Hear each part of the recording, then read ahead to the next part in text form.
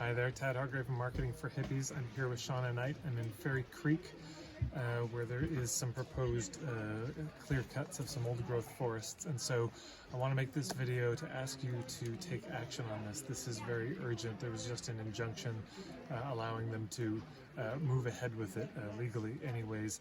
So there's urgent action. So I'm going to urge you to just take a few minutes, watch this video. I'm inviting Shauna to speak on behalf of, just to explain what's happening, and then there'll be some very clear call to action at the end. So if you're able to do something, anything you can do, Shauna will explain. So Shauna, what is happening here exactly? We're occupying these logging roads now on Pacheedaht First Nations territory since August 11th. We're preventing road building into one of the last untouched watersheds on southern Vancouver Island. This high elevation wood that they're after is a yellow cedar forest or cypress, and it's some of the last 2.7% of old growth that we have on Vancouver Island. So we believe it's worth more standing, and we're calling on you and the government, and we want to make a change, and we think together that that can happen. And then what's the timing on things? What's been happening lately? What's the, the date today is, what is it? It's Friday, 9th. Friday, April 9th. And so when was the injunction? I think they started serving it to us on April 7th. Okay. So they've been coming back every couple days. And when do you think the police will be arriving? We don't know when to anticipate police. I feel like they have an advantage in waiting till the hype dies down a little bit. Maybe there won't be so many people here. It's hard to speculate about what's going to happen, but for 8 months we've been holding this down, and we'll continue to be here for as long as it takes. Yeah.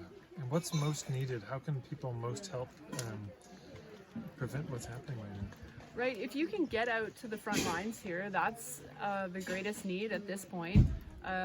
We need bodies on the ground, people who are willing to fill various roles we have here. If you have experience with de-escalation or mental health, we have police liaisons and legal observers. We need folks to get arrested and exercise their right to civil disobedience. And we also need people to share this content on social media. We have a real advantage nowadays with social media.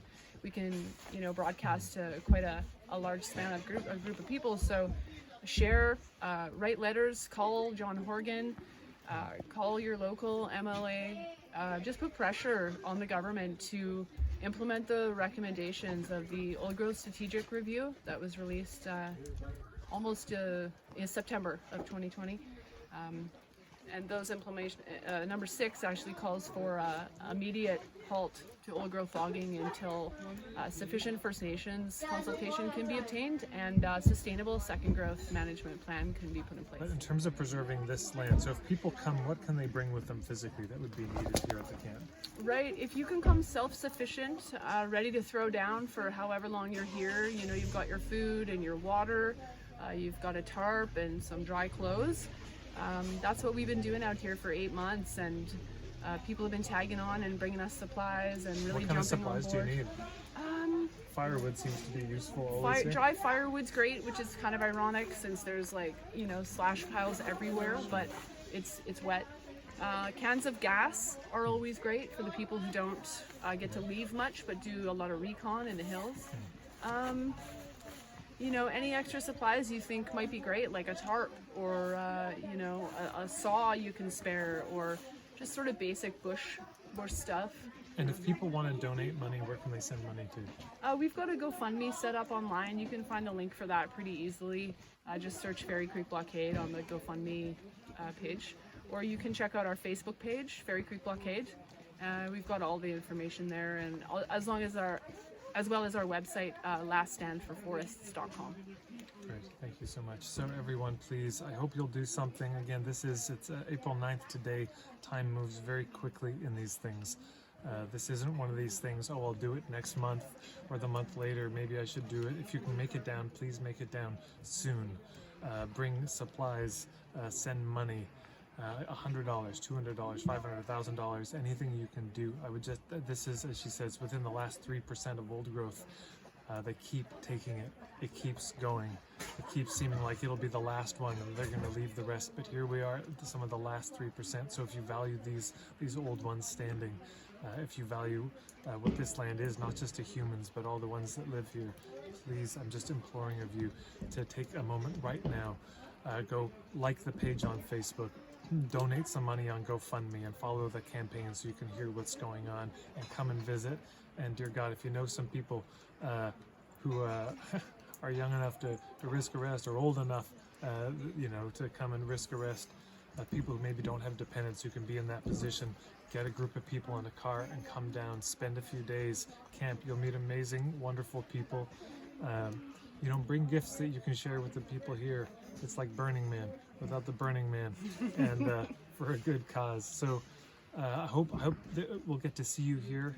I'll probably come from time to time, but I hope these good folks will get to see you here. You'll get to know them, and bring your friends. Tell everyone you know, and please share this video up. Hit the share button. Share this around. Share this in Facebook groups that you're in. If you're in Vancouver Island, share it in the local groups. Find the Facebook page. They have their own videos as well. Keep abreast of all of this so you can be sharing it. Just that regular update will make a big difference.